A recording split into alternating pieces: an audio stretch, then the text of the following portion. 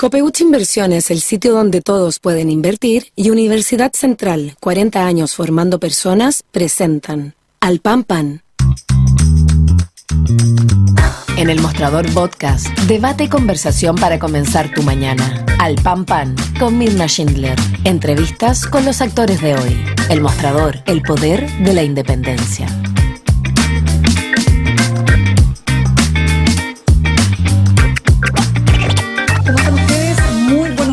Comenzamos un nuevo capítulo de Al Pan Pan aquí en elmostrador.cl en este viernes 26 de enero y se está terminando el mes con situaciones muy complejas. Hace algunas horas, ¿no es cierto?, conocimos la noticia de un niño de 12 años que fue baleado en Pudahuel. Se suma a la lista de 38 menores de edad que fueron asesinados en distintas circunstancias en el año 2023. Todo esto en el marco, ¿no es cierto?, del despliegue que tienen las bandas organizadas en distintos territorios. Los niños están siendo efectivamente una víctima colateral de este diseño. Queremos abordar eso. También decíamos más temprano, ¿no?, que se encontró una nueva casa de tortura, así como lo escuchan, una nueva casa de tortura asociada al Tren de Aragua, esta organización criminal de origen venezolano, que tenía por propósito secuestrar y mantener secuestrados a colombianos y además realizar varias maniobras en relación a lo que es la droga ketamina.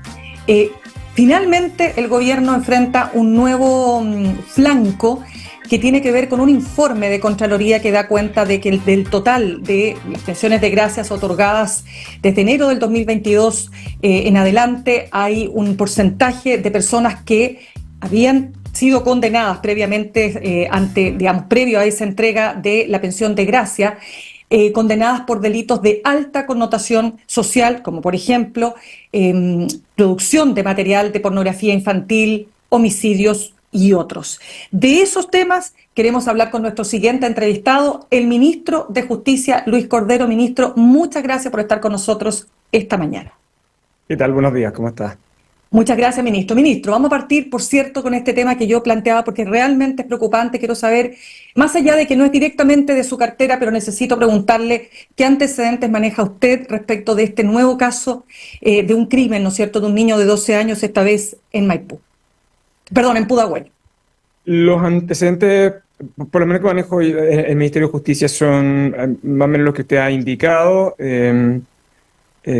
Por ahora están realizando las actividades del Ministerio Público y su unidad especial para las investigaciones de homicidios. Yo solo puedo decir que en este tipo de situaciones no solo son lamentables, sino que en algún sentido justifican el conjunto de acciones que ha ido tomando el gobierno con el Ministerio Público para abordar el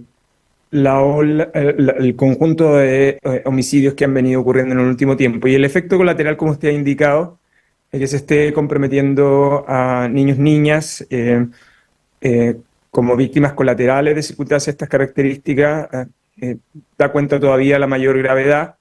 Hace pocos días atrás el defensor de la niñez también se refirió a este punto. Y si bien, como usted ha indicado y como parte de sus columnistas en el Mostrador también han señalado, probablemente estamos en presencia de disputas territoriales y para eso lo más relevante, lo más significativo, no solo es indagar sobre los delitos que se cometen, actuar oportunamente. Lo que nosotros tenemos el gran desafío en circunstancias de estas características es resultados prontos, entre otras cosas, porque está en juego la credibilidad del sistema de justicia y uno de los factores relevantes que nosotros conocemos que las personas evalúan como determinante para eso son las brechas de impunidad. Y las brechas de impunidad se producen esencialmente cuando yo no logro identificar con rapidez a los responsables. Y por eso es tan clave la expansión territorial del Estado, no solo desde el punto de vista de las policías, desde el punto de vista preventivo, no solo desde el punto de vista de la indagación de los crímenes, sino que también desde el punto de vista preventivo de las policías y del resto del Estado. Lo que hay es que el Estado no puede detenerse en el control de los espacios territoriales de muy distinta manera, no solo desde el punto de vista de la lógica preventiva al delito con policías, sino que también desde el punto de vista de la expansión de los servicios y bienes sociales que el Estado otorga en cada una de esas comunas. Ministro, ¿diría usted entonces, y se confirma básicamente esta tesis que se planteó muy al comienzo de este gobierno, y es que estamos efectivamente enfrentando la peor crisis de seguridad de los últimos 30 años, y a la luz de estos hechos lo único que pareciera ser que se confirma esa tesis? Lo que pasa es que tenemos dos circunstancias que son relevantes que uno debiera tener en consideración, ¿no? Y las cifras más o menos están representando eso, no solo en el ámbito de lo que puede estar sucediendo fuera, o sea, en la comunidad, sino que también en los impactos que está teniendo el sistema penitenciario. Recuerda que producto de la pandemia, y más o menos todo lo que es la evidencia para buena parte de los países del mundo, uno de los efectos centrales que tuvo la pandemia fue el retraimiento del Estado.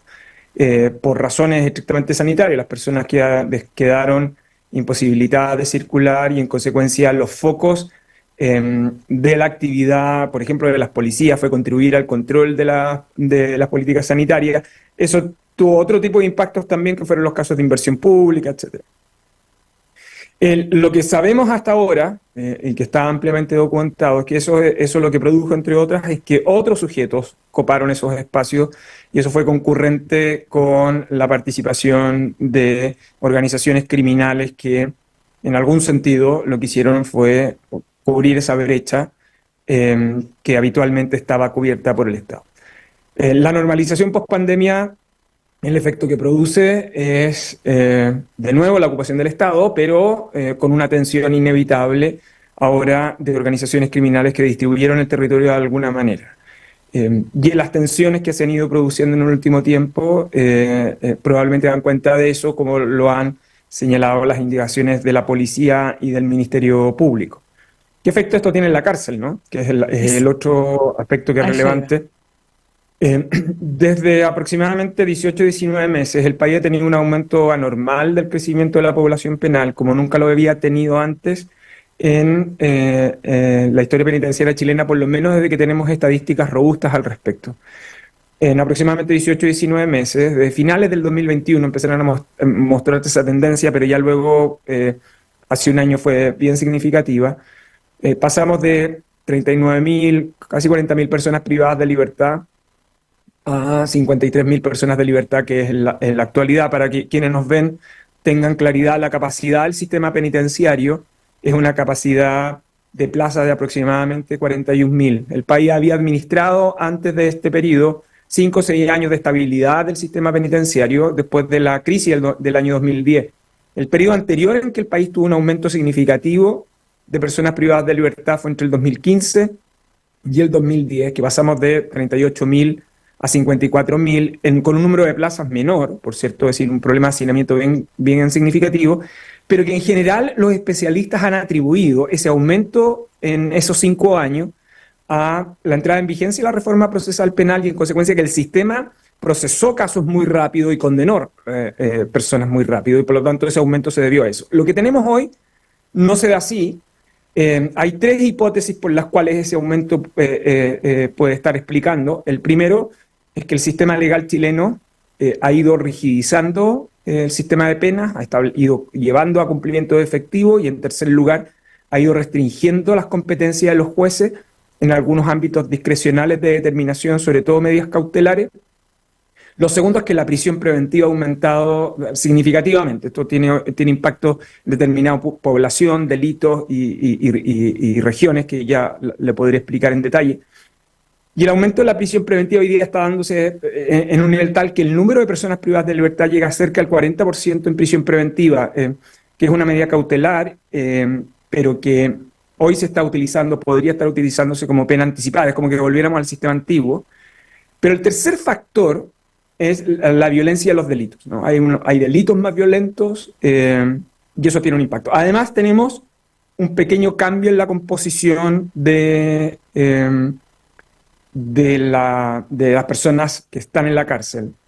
Y quiero que se entienda bien lo que voy a explicar a continuación, para que no se puedan deducir a partir de ello ningún tipo de expresión o tensión o que dé origen a conclusiones xenófobas, que yo creo que hay que tener muy cuidado. Simplemente me voy a referir a los datos. Los datos de la población extranjera en los penales también ha aumentado de un modo muy grande. Hace una década Chile tenía no más de 1.600 personas de nacionalidad extranjera y hoy día tiene 8.000.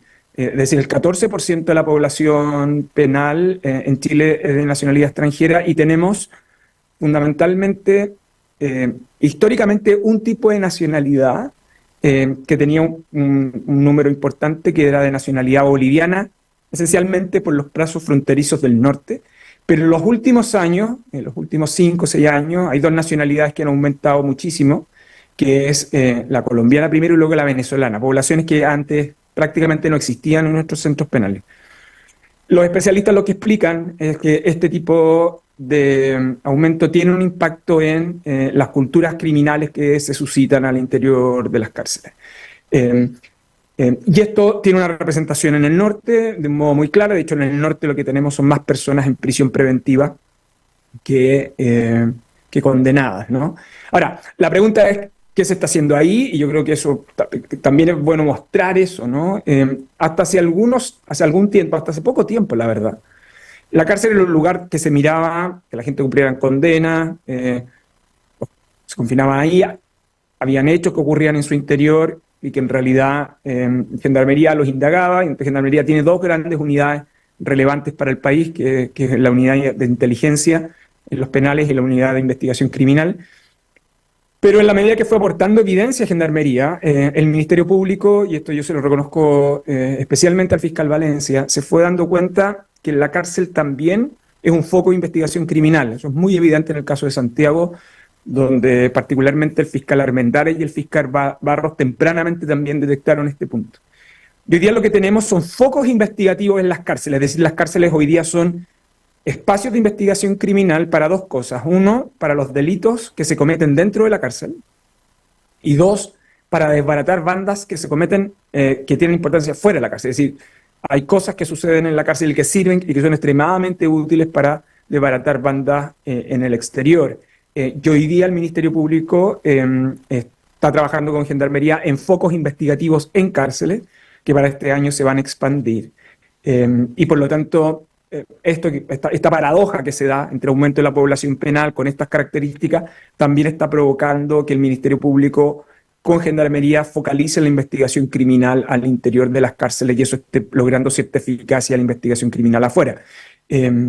Por cierto, esto explica entonces la situación excepcional en la que nos encontramos. Eso explica por qué las instituciones tienen que ser tan fuertes en estos momentos, ¿no? Los países pasan por momentos de tensión de estas características y lo relevante es tener instituciones fuertes. Cuando digo instituciones fuertes, quiero representarlo en 3 ideas. 1, que cumplan sus deberes oportunamente. 2, que obtengan resultados. Y 3, que sus índices de corrupción estén bajos. No hay crimen organizado sin funcionarios corruptos. Y por eso está muy, muy focalizado hasta este momento en el que estamos, mantener la sanidad de las instituciones, tanto de la persecución criminal del sistema de justicia como de las policías y de otros organismos de fiscalización en torno a la investigación de este tipo de crímenes. Por eso hay que ser muy severo en el crimen organizado, pero hay que ser especialmente severo con conductas corruptas que puedan ocurrir en instituciones asociadas. Ministro, ya, usted me ha hecho ahí un panorama bien interesante respecto a usted me ha dibujado básicamente desde lo que a usted le toca, ¿no es cierto?, que tiene que ver fundamentalmente con el mundo de las cárceles, porque evidentemente cuando analizamos lo que pasó en Ecuador, entendemos, ¿no?, que las cárceles son precisamente un escenario deseado por las mismas bandas, aunque parezca contradictorio, ¿verdad? ¿Quién querría estar en una cárcel? Pero bueno, finalmente esas mismas bandas descubren y logran establecer en las cárceles, ¿no es cierto?, el centro de operaciones para seguir actuando. Yo quiero preguntarle, desde ese punto de vista, ¿hasta dónde tiene control el Estado respecto de lo que está pasando en las cárceles y de las bandas que operan desde ahí? Sí. Bueno, el Estado tiene control completo de las cárceles. Lo que pasa es que una cosa distinta es que empecemos a comparar la cárcel como un lugar agradable. Las cárceles son espacios inhóspitos. Lugares donde está probablemente las expresiones más complejas de la sociedad. Las personas que están privadas de libertad 24 horas son personas que están cumpliendo condenas en condiciones de encierro, donde el Estado no solo tiene que garantizar que cumplan, sino que tiene que dar posibilidades en algún sentido de que esas personas se puedan reinsertar Porque en el largo plazo, que sería como la reflexión más al final de una conversación de este tipo, lo que el Estado debiera garantizar es seguridad, y la manera de garantizar seguridad es que las personas no vuelvan a delinquir, ¿no? Y que puedan desarrollar tranquilamente sus proyectos de vida. Hoy día, Gendarmería tiene un control completo del sistema penitenciario. Gendarmería sabe perfectamente cuántas personas hay, dónde hay, quiénes son, qué actividades están siendo observadas en su interior. ¿Tenemos un problema de sobrepoblación por las situaciones excepcionales en las que estamos? Sí. ¿Es esto atribuible a alguna responsabilidad del pasado? No. Yo creo que sencillamente era imposible predecir el aumento tan significativo que nosotros tenemos de población penal. Ahora, lo que sucede, y esto es relevante, que hay veces como que o desconocemos o derechamente deseamos no mirar alguna de las cosas positivas que se pueden estar haciendo. La primera es que el sistema penitenciario enfrenta un problema muy severo. El principal es que el Congreso, cada vez que aprueba una ley de estas características, como que decide deliberadamente suprimir cuál es el impacto que esto tiene en el sistema penitenciario. Si usted, por cierto, va a aumentar pena, va a ser un sistema penal más rígido, usted va a aumentar la población penal inevitablemente. Entonces, ¿cómo correlacionamos eso con el aumento de infraestructura? Lo segundo es que, sabiendo quiénes son, dónde están, cómo se comportan, Gendarmería hoy día tiene, entre otras cosas porque el Congreso hace un rato lo viene solicitando, la identificación de cuántas personas pertenecen a bandas, quiénes son los líderes de esas bandas, dónde se encuentran estructuradas. Cuando hablamos de banda, para la definición que reporta Gendarmería, son 2 o 3 personas que vienen o provienen del exterior o se identifican en el interior de la cárcel como pertenecientes a un mismo grupo que les da identidad, con fines, por cierto, para la comisión de delito. Y además tiene identificado dónde están esos líderes de banda, ¿no? Perdón, ministro, pero el que estén identificados significa que están desarticulados o no necesariamente. Son 2 cosas distintas. La primera es que están identificados, se reportan, y en tercer lugar, permite la observación, pero también la segregación. Los líderes de las bandas más complejas, yo por razones de alturas institucionales, yo me resisto a reconocerles validez institucional a determinadas bandas de crimen organizado, o sea, a todas en realidad. Los líderes de esas bandas hoy día, algunos de los más importantes, están en el recinto de máxima seguridad completamente aislados. Y esto permite ir adoptando decisiones. Y hay otra cosa que es muy relevante, Mirna, y es qué es lo que se hace al interior de la cárcel en términos de mantener la revisión constante de la misma. Y lo quiero ejemplificar con una política que Gendarmería viene desarrollando hace 1 año y medio. Históricamente, Gendarmería ha realizado allanamientos dentro de los penales que ha permitido pesquisar desde teléfono hasta droga, alcohol artesanal, armas que se construyen en su interior. Pero ¿cómo lo hacía Gendarmería hasta hace no mucho tiempo? Lo hacía con los propios funcionarios del penal respectivo. ¿Qué es lo que se ha hecho en el último 1 año y medio? Hay un grupo especial de operaciones de Gendarmería que se encuentra centralizado y que con una regularidad que está destinada, y que por cierto yo no puedo revelar por razones de seguridad, intervienen los penales, pero intervienen los penales, un grupo de penales, y en algunas ocasiones todos, de una sola vez.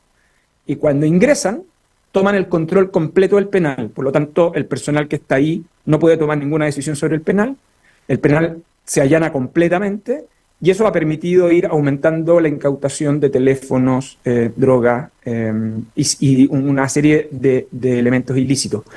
Pero esto, por eso pasa que, claro, hoy día aparecen una cantidad muy significativa de celulares incautados, pero es producto precisamente de estas intervenciones de Gendarmería. Lo que probablemente sería un problema es que no pudiéramos encontrar ese tipo de medios. El día de ayer, por ejemplo. Sí. El día de ayer, porque ya, cuando usted tiene personas en encierro, la creatividad aumenta mucho. Entonces, Gendarmería, a su vez, el sistema penitenciario está habitualmente tensionado por innovaciones para poder ingresar elementos, etc. El día de ayer, y este es un dato que probablemente entre medio de tanta otra discusión la perdemos, el día de ayer se realizó un operativo muy importante que desbarató bandas, tanto en Puerto Montt como en Curicó y en otras partes del país, que se dedicaban, su objeto era generar condiciones de ingreso de elementos prohibidos, sea por pelotazos u otros medios, a un conjunto de penales. Fue una investigación desarrollada por el Ministerio Público al amparo de información de Gendarmería, en la cual participó la Policía de Investigaciones y y se tomaron detenidos un grupo importante de personas desde afuera hacia adentro. Entonces, ¿qué es lo que quiero decir con esto? Lo que quiero decir es que la situación al interior de la cárcel se combate adoptando medidas al interior de ella, pero también se hace adoptando investigaciones criminales respecto de quienes están fuera y que pretenden no ingresar elementos ilícitos al interior de la cárcel. Por lo tanto, uno necesita un Estado permanentemente alerta en esto. Y por eso es tan importante observar lo que sucede en la cárcel. La cárcel da mucha información de otros aspectos. Sí, ministro, asociado a esto y para poder seguir avanzando con los otros temas también que están marcando la contingencia, usted habla de instituciones fuertes, por cierto, ¿no? El último elemento al que apunta el crimen organizado es a penetrar las instituciones vía corrupción. ¿Hasta dónde usted está en condiciones de asegurar que esa penetración vía corrupción no está afectando a los funcionarios públicos que son aquellos que tienen que cuidar precisamente los recintos penitenciarios? La Gendarmería es de esos servicios públicos yo he dicho la cárcel es un lugar inhóspito, pero es una de esas entidades públicas especialmente observadas. Mire, la cárcel la observa, ¿no?, el juez de garantía en su visita de cárcel. El fiscal judicial regularmente que remite sus informes, el fiscal judicial tiene visitas específicas en todas las regiones del país a todos los centros penales. Es visitado por el Comité de Prevención contra la Tortura, por el Instituto Nacional de Derechos Humanos. Además por los abogados defensores, particularmente porque la mayoría de las personas que están privadas de libertad son más del 95-96% de ellas atendidas por la Defensoría Penal Pública. Entonces, la cárcel es un espacio muy observado por muy distintas instituciones. De hecho, los informes y los reportes de derechos humanos suelen tener secciones específicas sobre la cárcel. Y uno de los aspectos clásicos de la observación no solo tiene que ver con el trato que se hace a las personas privadas de libertad, sino que también la conducta, el comportamiento de los funcionarios penitenciarios. Entonces, Gendarmería es una institución expuesta, pero una institución muy observada. Y lo que se ha ido es una institución, además, que ha ido desarrollando políticas anticorrupción en su interior, que son muy estrictas. El año pasado ya se hizo público, pero el año 2023 se desvincularon a 53 funcionarios de distintas graduaciones y en distintos penales por conductas reñidas precisamente con la probidad, todas con sumarios administrativos y prácticamente todas con denuncias al Ministerio Público. Y en eso la política de Gendarmería ha sido bien implacable. Hay probablemente otro tipo de medidas que uno debiera adoptar en términos preventivos, sí, y se están desarrollando con la Dirección de Gendarmería, pero este es un tipo de institución en la cual uno sabe que está expuesta, por lo tanto las medidas que puede adoptar y las observaciones que se pueden formular son muy relevantes. El problema está en aquellas instituciones que probablemente tienen pocas observaciones, pero que también generan riesgos, ¿no?, que es todo el resto de la matriz del funcionamiento del sistema de justicia. Gendarmería está haciendo lo suyo, debiéramos seguir haciendo más con ello y seguir apoyando más. A mí no me cabe ninguna duda y se ha hecho al respecto. Pero para efectos, y yo vuelvo a insistir, insisto sobre este punto siempre por el ejemplo de Ecuador. Cada vez que se habla de Ecuador, todo el mundo cree que la crisis del sistema ecuatoriano es producto de la cárcel. La verdad es que la cárcel es el resultado de un conjunto de precondiciones previas que provocaron esa situación. Y eso tiene que ver con instituciones encadenadas previamente, tanto del sistema de justicia como de las policías, como del sistema político, que fueron penetradas por el crimen organizado y que lo que hicieron es devalitar el sistema institucional. Cuando hablamos de este tema y comenzamos con la cárcel, es como que comenzamos por la parte final. Y la verdad es que también, lo que quiero decir, no es que no la observemos, yo hay que hacerlo. Nosotros hemos hecho reportes, está muy observada. Lo que debiéramos también es mirar el encadenamiento previo, y yo creo que para eso, cuando las crisis son de otros, es una lástima en los países que la sufren, pero si uno es responsable, es útil para mirar el conjunto de elementos que explican esa crisis y que permita, de acuerdo a nuestra realidad, poder detectar oportunamente aquellas vulnerabilidades más significativas. Bien, ministro, estamos conversando con el ministro de Justicia y Derechos Humanos, Luis Cordero. Ministro, en honor al tiempo, porque ya se nos va acabando, entremos al tema que se dio a conocer ayer a propósito de este informe de Contraloría, ¿no?, que establece que hay un porcentaje importante de las personas que fueron beneficiadas por pensiones de gracia. Usted ha tenido que responder una y otra vez respecto a las pensiones de gracia, pero ahora sabemos que hay un porcentaje de personas que habían sido condenadas previamente, antes de recibir esa pensión, por delitos de alta connotación como la producción de material pornográfico infantil, homicidios y otros hechos. Entonces, a ver, primero, es este gobierno al que le toca responder por estos hechos. ¿Cómo se explica esto, ministro? Sí, bueno, para que tengamos órdenes de magnitud, estamos hablando de 418 pensiones vinculadas al estallido social que se otorgaron, de las cuales existen antecedentes penales en 69. Este más bien debiera ser el número final, ¿no? En el camino se fueron dando números distintos. De hecho, la propia Contraloría tenía un dato como 50 y tantos, pero después de la revisión exhaustiva que pidió el presidente de la República a la Subsecretaría del Interior, es más o menos ese el número, 69, que eso más o menos debiera representar algo así como el 16% de las personas que recibieron pensiones de gracia tenían antecedentes penales. El segundo dato que es relevante es que las pensiones de gracia se otorgaron entre enero y diciembre del año 2022 y por lo tanto cuando uno las distribuye hay 21 de las 69 personas que tienen antecedentes penales. 21 de esas personas, esas pensiones de gracia fueron otorgadas en la parte final de la administración del presidente Piñera y 48 han correspondido a esta administración.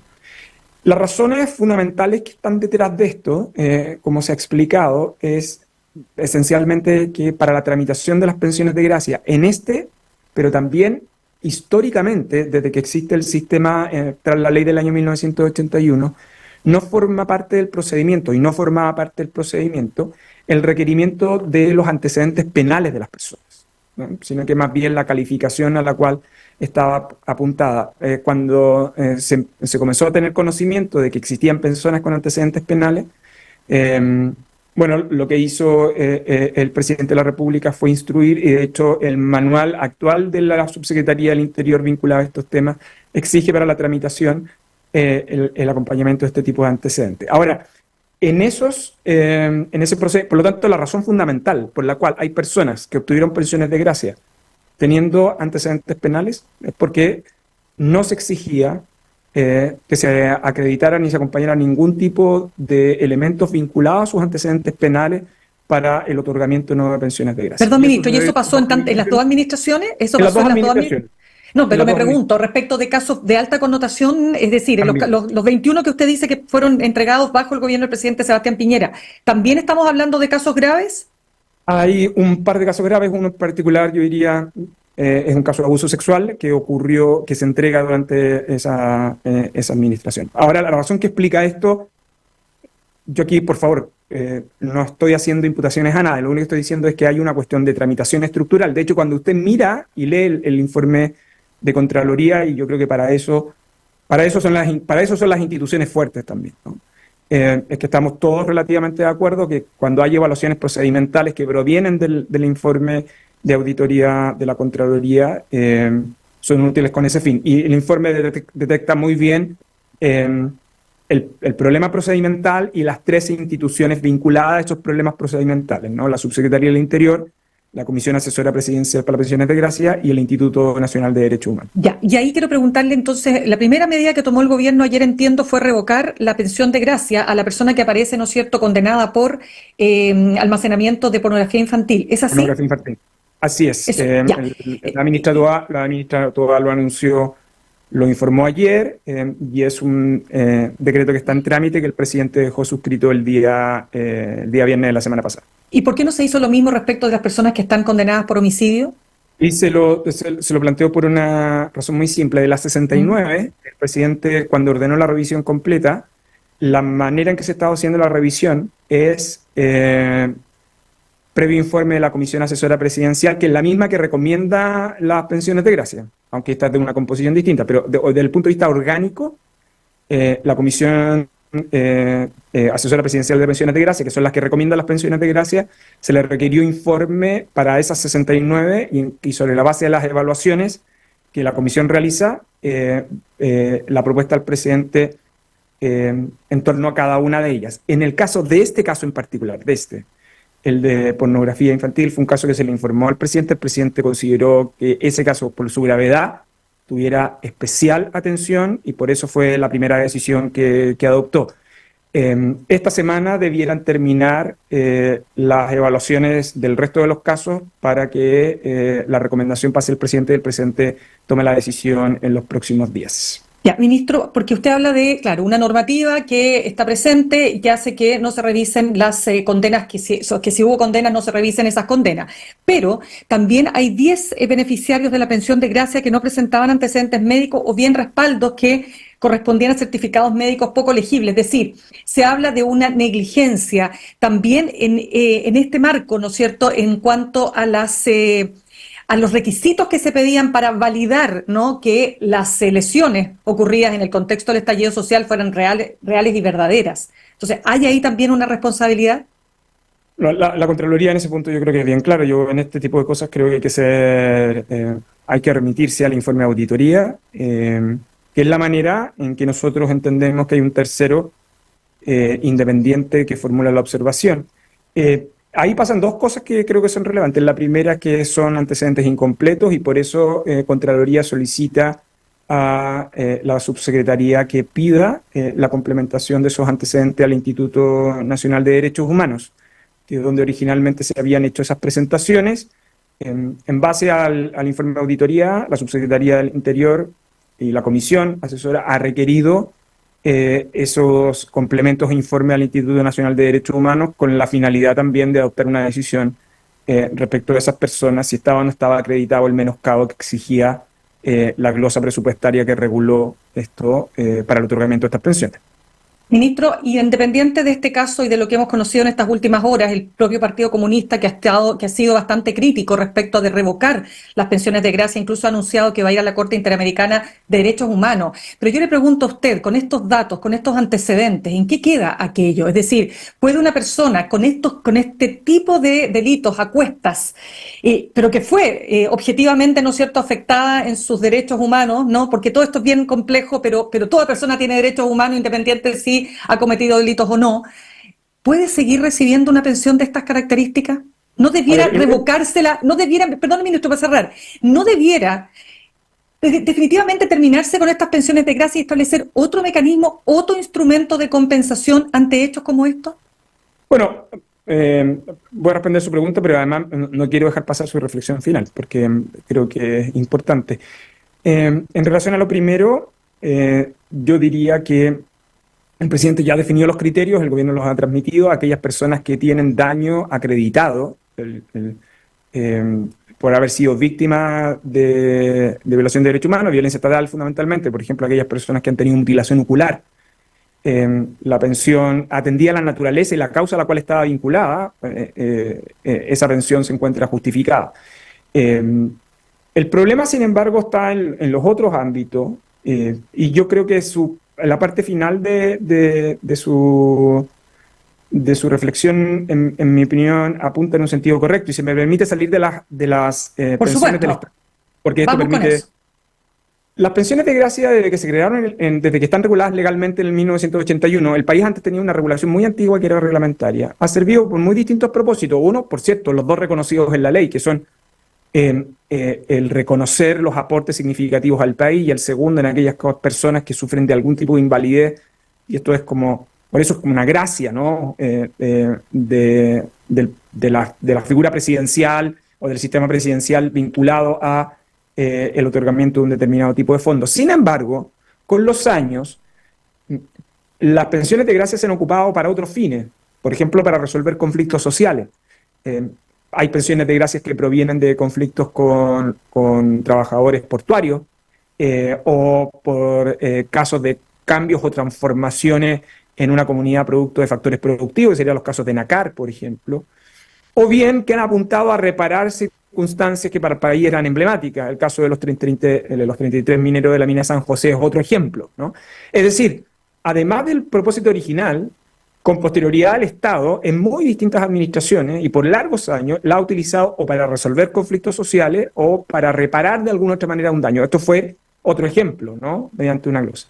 Y yo creo que para aquellas personas que han sufrido daños por parte del Estado, y que uno dice, bueno, pero son personas que luego tienen que iniciar un juicio extenso contra el fisco.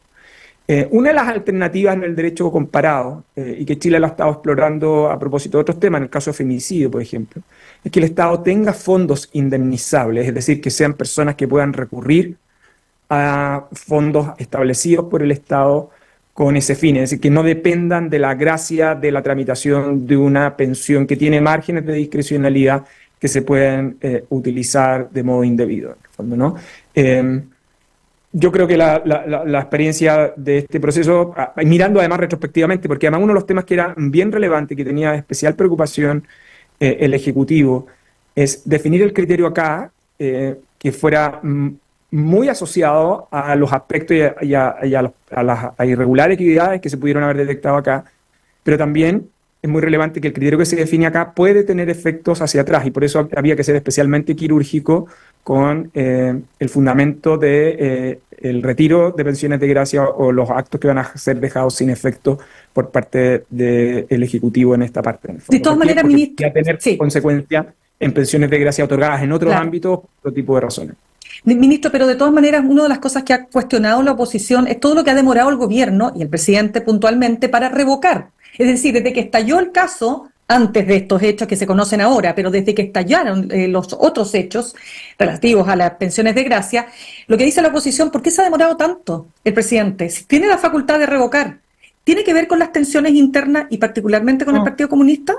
No, yo le diría que tiene que ver con... El presidente creo que ha sido bien claro, el Ejecutivo ha sido bien claro desde el inicio que iba a adoptar una medida sobre esto. Lo que pasa es que la oposición también ha sido gobierno. Y cuando uno está en cargo de ejecutivos, a cargo de medidas en la administración pública, uno tiene que tener perfectamente claro que hay veces que uno toma decisiones en un sector que tiene impacto en otro. Y lo que el presidente ha pedido es tomar medidas, y le ha pedido especialmente a la Subsecretaría del Interior la evaluación, es un volumen muy significativo,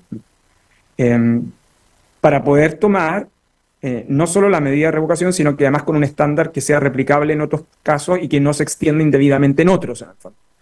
El volumen de pensiones de gracia de personas vivas que en la actualidad se están pagando son 18.000. Entonces, nosotros hemos analizado estas 418, hay muestras que se están realizando en el resto, pero estas han sido las prioritarias.